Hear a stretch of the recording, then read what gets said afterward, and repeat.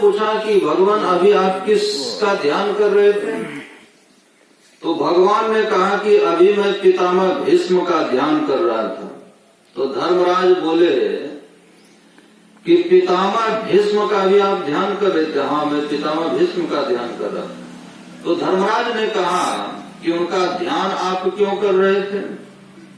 तो भगवान ने कहा कि संपूर्ण शरीर पितामह भीष्म का अर्जुन के तीरों से विधा हुआ है और फिर भी वे संसार का चिंतन नहीं करके दिन रात मेरा चिंतन कर रहे हैं, दिन रात मेरा नाम ले रहे हैं। जाकर के देखो, उनके रोम रोम में मेरे नाम का उच्चारण हो रहा है। वे सरसैया पर पड़े पड़े मेरा ध्यान कर रहे हैं। तो धर्मराज बोले कि महाराज, दुनिया में बहुत सारे लोग आपका भजन करते हैं, तो क्या आप भी सबका भजन करते हैं?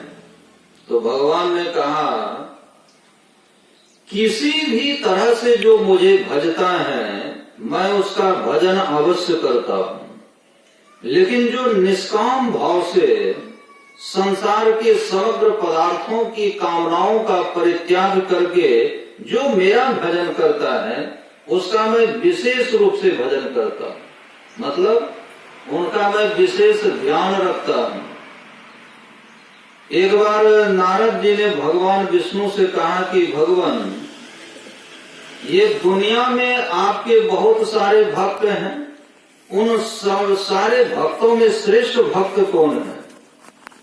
तो भगवान ने कहा कि देखो, मेरे पास एक रजिस्टर रखा हुआ है, उनमें से सारे भक्तों के नाम लिखे हुए हैं। उस रजिस्टर को खोल करके सबके नामों को देख करके पढ़ लो और फिर अपने आप यह पता चल जाएगा कि मेरे श्रेष्ठ भक्त कौन हैं। तो नारद जी ने उस रजिस्टर को खोल करके देखा, एक नंबर में नारद जी का ही नाम था। बड़े प्रसन्न हुए कि मेरा ही नाम है एक नंबर में। भगवान के दिल में मेरा इतना बड़ा स्थान है। अच्छा, आदमी अपने सम्मान से, अपने आदर से, बड़ाई से, यश कीर्ति से बड़ा प्रसन्न होता है और इसका उल्टा होते ही तुरंत दुखी हो जाता है। जबकि अपमान से तप की वृद्धि होती है और सम्मान से तप का नाश होता है, लेकिन मनुष्य की प्रवृत्ति ऐसी है कि वह अपमान को बर्दाश्त नहीं कर सकता और सम्मान को वह पचा नहीं सकता। अब रात्रि का समय हुआ, भगवान विश्राम के लिए गए और नारद जी उनके चरणों को दबाने लगे और जब चरणों को दबाते हुए भगवान के सिर के पास पहुंचे तो क्या देखते हैं कि सिरहाने में एक छोटी सी डायरी पड़ी हुई है।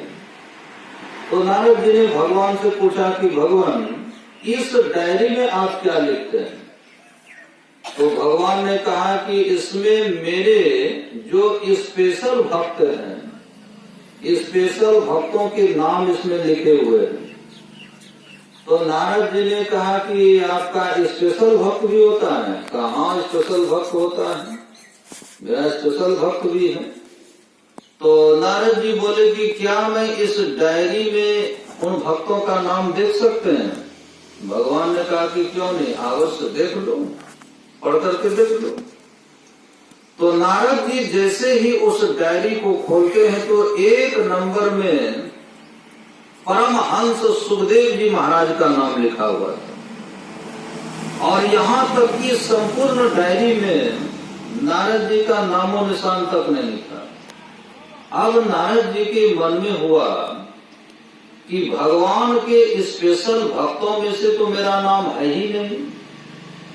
उनके अंदर का अहंकार और गलित हो गया, अहंकार खत्म हो गया।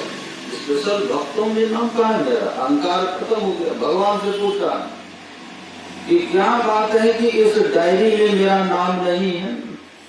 तो भगवान बोले कि हमारे स्पेशल भक्तों की डायरी है।